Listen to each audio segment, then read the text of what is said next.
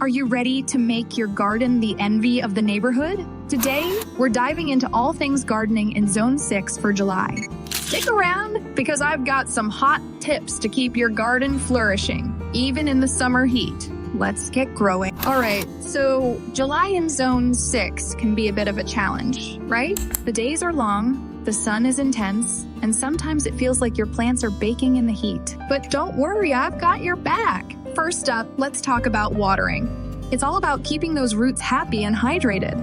Deep watering is key this month. Instead of just sprinkling the surface, make sure you're soaking the soil so the water reaches down to the roots. A good rule of thumb is to water early in the morning or late in the evening to reduce evaporation. Your plants will thank you. Now, let's move on to deadheading.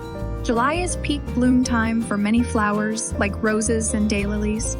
To keep them looking their best and to encourage new blooms, pinch off those faded flowers. It's a little like giving your plants a fresh haircut. See these spent blooms? Just pinch them off right here. This not only makes your plants look tidier, but also helps them focus their energy on producing more flowers. And if you're growing veggies, now's the perfect time to harvest those summer favorites. Tomatoes, peppers, and cucumbers are usually ripening like crazy in July. The more you pick, the more they produce. So get out there and enjoy the fruits or veggies of your labor. Nothing beats a fresh, homegrown tomato. Trust me, your taste buds will thank you. Speaking of garden goodies, let's not forget about composting. With all that garden wastes, like those deadheaded flowers and veggie trimmings, now's the time to start or maintain your compost pile. It's like turning garden gold into black gold for next season's planting.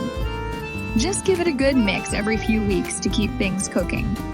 Your future plants will love the nutrient boost. Phew!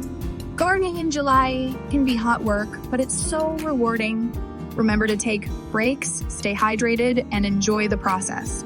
Gardening isn't just about the plants. It's also about connecting with nature and finding a little peace in the chaos. So whether you're a seasoned gardener or just getting started, I hope these tips help you keep your Zone 6 garden thriving this July.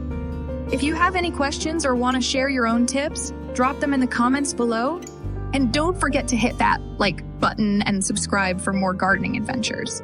Thanks for watching and happy gardening!